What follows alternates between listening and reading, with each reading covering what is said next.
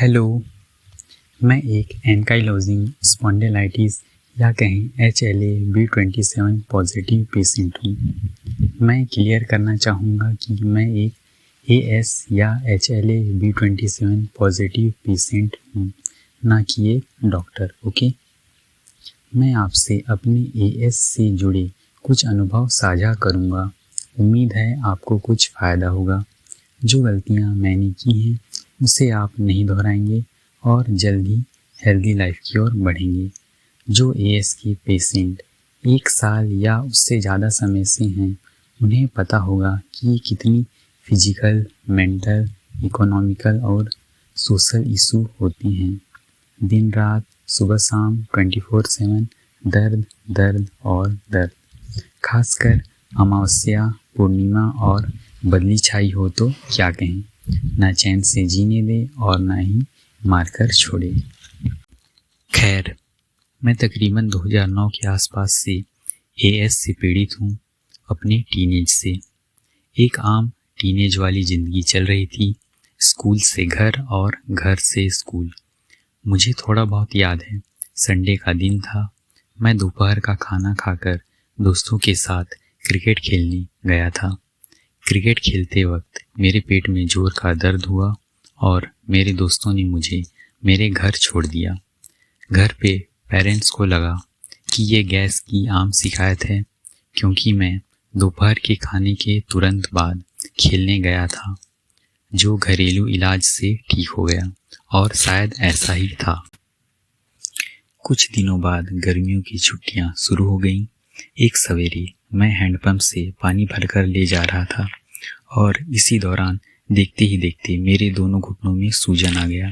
किसी को समझ नहीं आया आखिर हुआ क्या। तुरंत घरेलू उपचार किए गए, जैसे गर्म पानी से सिकाई, तेल मालिश, पर फिर भी कुछ खास न हुआ। पास के हॉस्पिटल में भर्ती कराया गया। नॉर्मल से टेस्ट हुए, ग्लूकोज बॉटल चढ़ाया गया।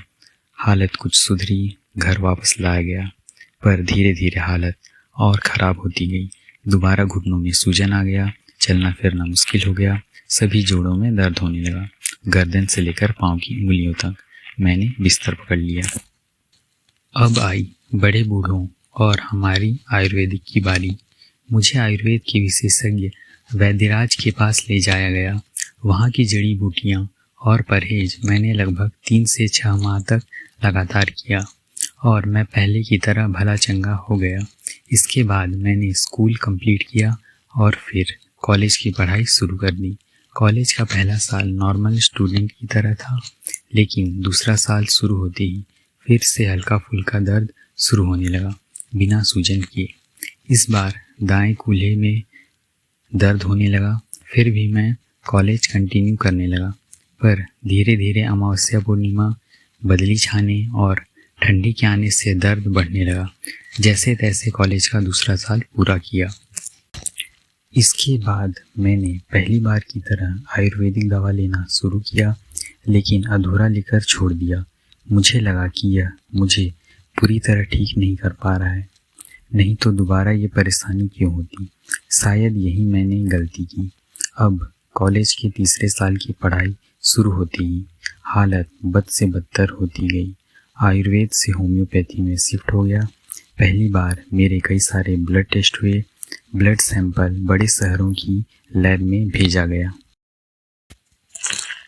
रिपोर्ट HLA-B27 पॉजिटिव आया। होम्योपैथी की दवाइयाँ कंटिन्यू की। इसने मुझे दर्द से थोड़ी राहत दी, पर अच्छी तरह से नहीं। दायां कूल्हा दर्द के साथ जाम होता गया। पालती या चौकड़ी लगाने में परेशानी होने लगी। उन दिनों ठंडी का मौसम आया और ऊपर से अमावस्या या पूर्णिमा का दिन था। दर्द से हालत ख़राब हो गई। अब मैं घर से बाहर नहीं निकलने लगा। मुझे सवेरे उठने में तकलीफ होने लगी। दोनों कूल्हे दर्द से जाम होते गए। रीढ़, घुटने और फिर सभी जोड़ों में दर्द आ गया। करवट बदलने, बैठने में तकलीफ होने लगी। मैंने बिस्तर पकड़ लिया। एक बड़े हॉस्पिटल ले जाया गया। कई सारे टेस्ट हुए। AS पेशेंट होने के नाते मेरे दोनों कूल्हे रिप्लेस करने की बात कही गई, जो काफ़ी महंगा था और उस वक्त सर्जरी के बाद मुझे पालती या चौकड़ी लगाकर बैठने को मना करने की बात कही गई। मैंने मना किया और घर वापस आ गया। घर आकर फिर से आयुर्वेदिक इलाज शुरू कर दिया। साथ ही एक्यूप्रेशर और घरेलू नुस्खों के सहारे मैं हूँ। आज मेरी रीढ़ और दोनों कूल्हे काफ़ी जाम हो गए हैं। मैं डंडे के सहारे कुबड़े की तरह चलता हूँ। जो गलतियाँ मैंने की वो आप ना करें। मैंने मेरे जैसे कुछ पेशेंट्स के अनुभवों के आधार पर कुछ निष्कर्ष निकाला है।